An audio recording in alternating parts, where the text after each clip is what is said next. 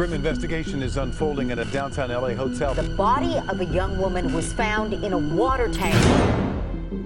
Elisa Lam, a 21-year-old Canadian student from Vancouver, checked into the infamous Cecil Hotel in downtown LA on January the 26th, 2013. 5 days later, Elisa was reported missing by her parents, who hadn't heard from her in several days.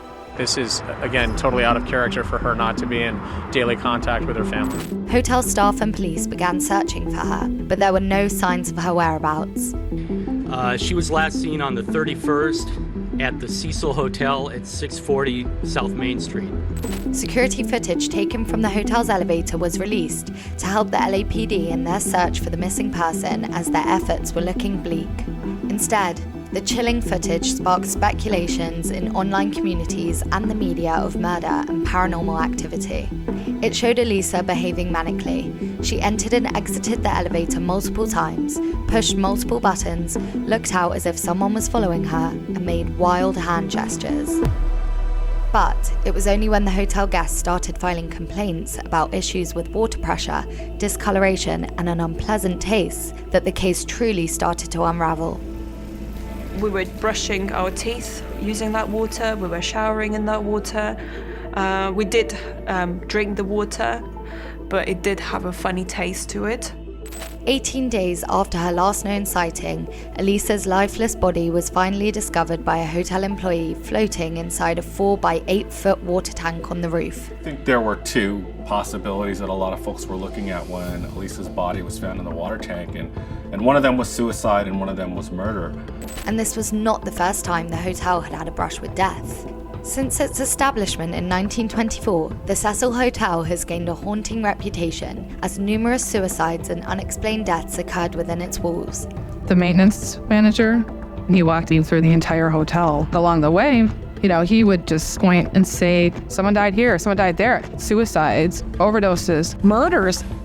It's also been host to some of the world's most notorious visitors, including the Black Dahlia, who was rumored to have been seen at the hotel before her murder in 1947. And serial killers Richard Ramirez and Jack Unterweger also roamed the corridors of the hotel during their respective killing sprees. The official investigation into Elisa's death concluded accidental drowning as the cause, due to a mix of her mental health struggles with bipolar disorder playing a major role. Just because things seem weird and spooky, or just because something seems conspiratorial, until you have strong evidence to demonstrate that, you can't jump to conclusions. But the odd behavior in the elevator video, along with the haunting history of the Cecil Hotel, fueled conspiracy theories and widespread interest in the case.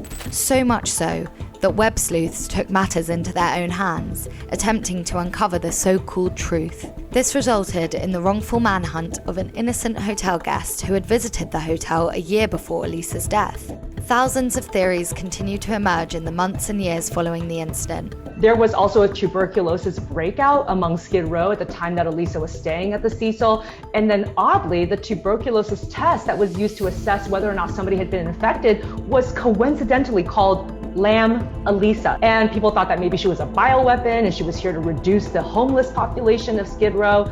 But in the midst of all the chatter, one thing's for sure, Elisa's death remains a heartbreaking tragedy to this day.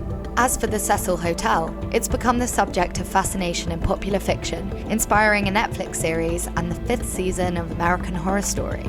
With its doors now shut for good, the Cecil Hotel stands as a haunting presence in a troubled city.